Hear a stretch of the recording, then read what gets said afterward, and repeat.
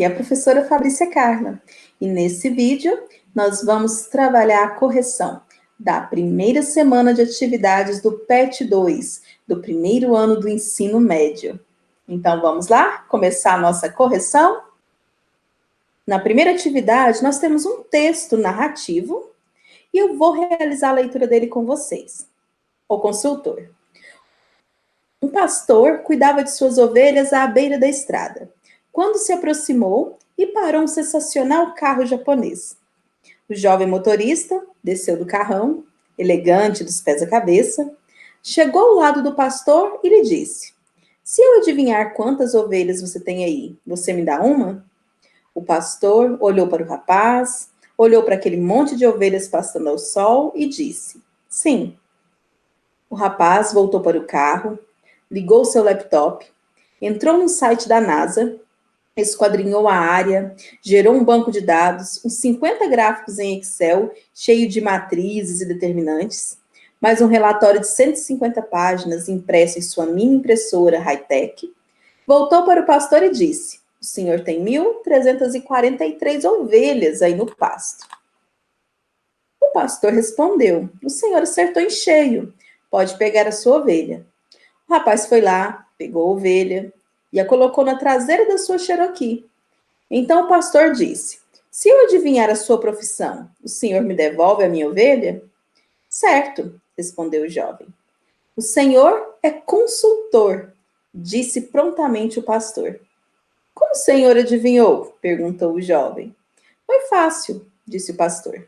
"Primeiro, porque o senhor veio aqui sem eu ter chamado.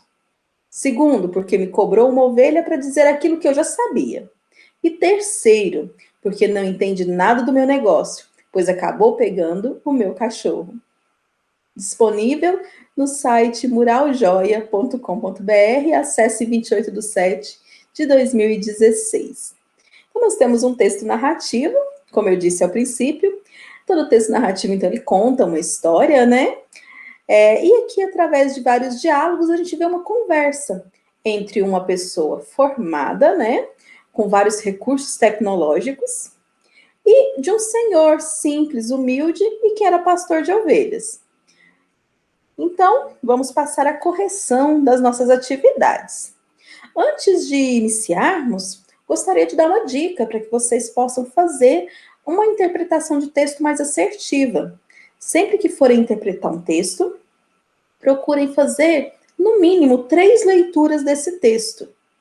Você faz uma primeira leitura para conhecer o assunto de qual o texto trata. Depois, uma segunda leitura, grifando, marcando todas as palavras que você desconhece.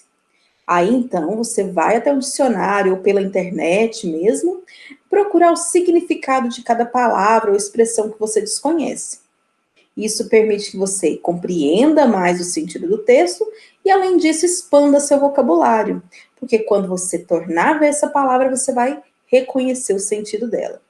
E uma terceira leitura, aí já munido de todos esses significados, para que você possa, então, compreender o texto aprofundadamente. Então, vamos lá para a correção das questões que foram apresentadas no seu PET. Então, nós temos aí na questão número 2, a primeira era a leitura, né? Questão número 2, o texto tem fim humorístico, jornalístico, técnico ou publicitário. O fim é a finalidade do texto. Para que esse texto serve? Para que função comunicativa ele é voltado? Então, nós temos aí humorístico, que é quando ele tem a finalidade de ser engraçado, de fazer humor. Nós temos aí o jornalístico, que é quando ele quer noticiar um fato. Nós temos os textos técnicos, que vêm trazer informações sobre assuntos específicos. E nós temos os textos publicitários, que têm por objetivo fazer propaganda sobre algo, tentar vender algo, né? Então, aí, nós temos que o texto traz uma situação inusitada, né?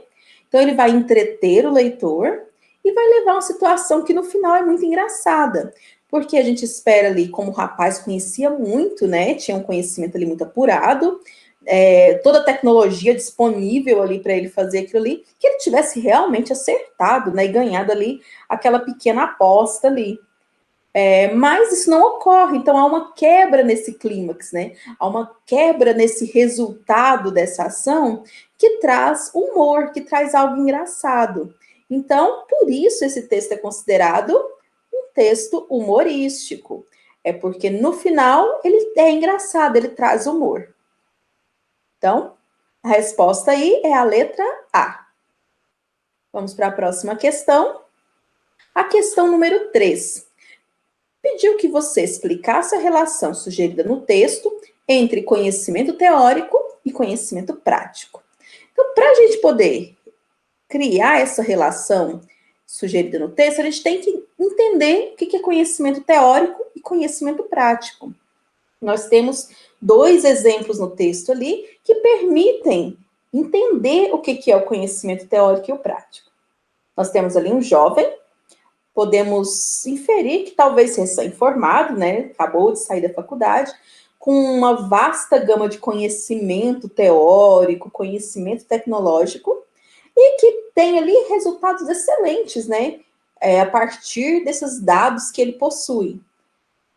E temos, por outro lado, um senhor humilde, já, como utiliza senhor, a gente já acredita que é uma pessoa mais velha, que é um pastor de ovelhas, que pode não conhecer sobre tudo aquilo que o moço, que o jovem ali conhece, mas que tem ali um conhecimento que foi construído ali na sua prática cotidiana. Então, do seu negócio, que é criar ovelhas, ele entende.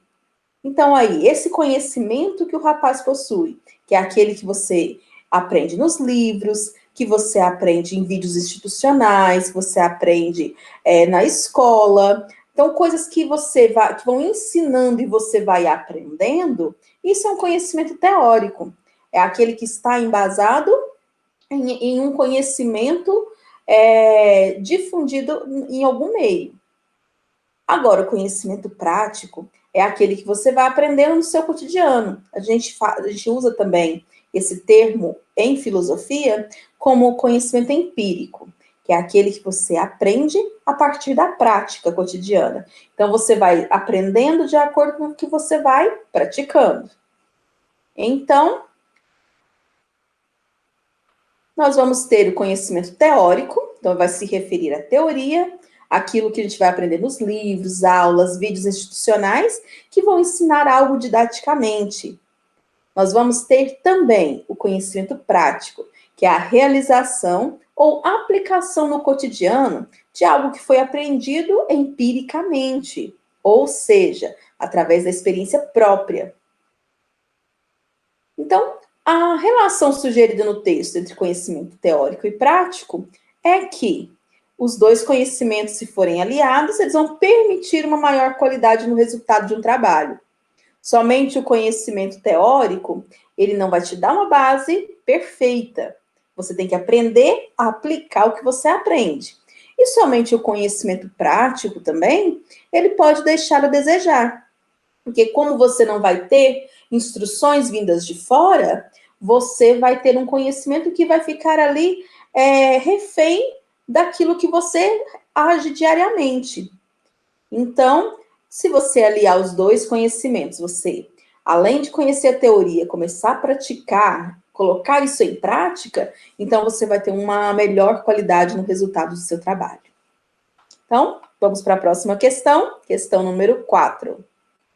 Em todas as alternativas, os termos retomam o referente, o jovem motorista, exceto em. Então, a primeira coisa que a gente tem que entender aqui é o que é essa palavrinha aqui, ó, referente. Então, referente vai ser algo que diz respeito a alguém. Então, aqui, eu tenho 4 palavras dessas 4 alternativas e eu tenho aí 3 delas que vão poder ser utilizadas para nos ligar a esse termo aí que é o jovem motorista. Então, nós temos aí o rapaz, um consultor, o senhor e o jovem. Então, de acordo com o texto, quando eu falo rapaz, eu posso sim estar citando o jovem motorista, né? Eu posso substituir a expressão jovem motorista pela expressão o rapaz. Eu posso também substituir essa expressão pela expressão da letra B, que é um consultor, porque o jovem motorista era consultor. Eu também posso substituir essa expressão pela letra D, que é o jovem. Aí eu estarei tirando a palavra motorista, mas eu vou entender que eu estou falando dele. Então, a única aqui que não vai entrar seria o Senhor, porque quando eu falo o Senhor dentro do texto ali, eu vou estar ligando essa ideia ao pastor. Então, ali, aquele par ali que já tinha mais idade, né? Que era mais experiente. Então, a resposta certa aqui é a letra C. Então, vamos para a questão número 5 agora. Na questão número 5, ele trouxe o seguinte: há o predomínio no texto de sequência do tipo. Então, ele quer saber que tipo de texto ele vai predominar, ele vai se destacar mais nesse texto que a gente acabou de trabalhar. Então, sempre que fala predomínio, é aquele que se destaca mais, que aparece mais. Então, aqui ele trouxe 4 opções. Injuntivo, que é aquele texto que vai ensinar como se fazer algo, e que sempre tem a predominância de verbos no imperativo, como a gente tem aí em receitas, manuais de instrução. Então, por exemplo, na receita, pegue a farinha, misture com leite, coloque açúcar. Então, você sempre vai ter esses verbos no imperativo que mandam com que você faça alguma coisa. Então, você segue aqueles dados para ter um resultado. Nós temos também aí os tipos expositivos, que vão ser aqueles que vão explicar algo de forma detalhada. Nós temos aí o texto narrativo, que é aquele que vai contar uma história ou um fato. E nós temos o texto argumentativo, que é aquele que argumenta sobre ideias, buscando soluções. Nós temos um exemplo, que seria as redações do Enem. Os textos do Enem são argumentativos, expositivos, ou seja, ele vai explicar sobre uma ideia, sobre algo, um fato ali, né? Ele sempre te dá um texto motivador.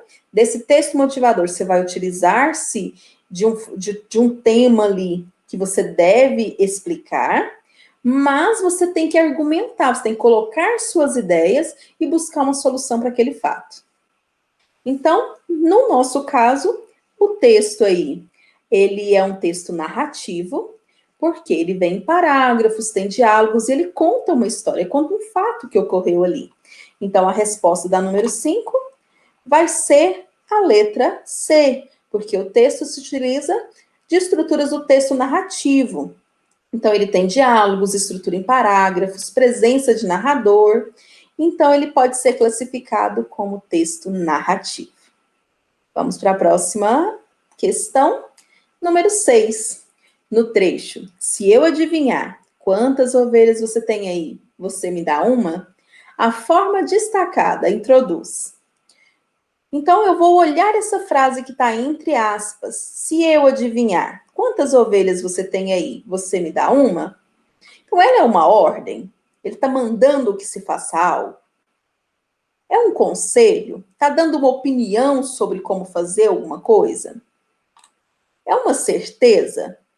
Ele está afirmando, dando uma certeza sobre algo?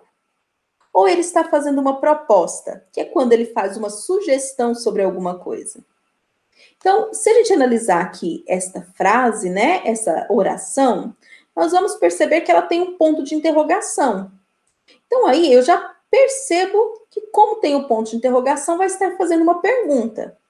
Se está fazendo uma pergunta, a gente vai estar aí, então, percebendo que não pode ser um conselho e nenhuma certeza, porque daí seriam frases afirmativas, teriam aí um ponto final, né?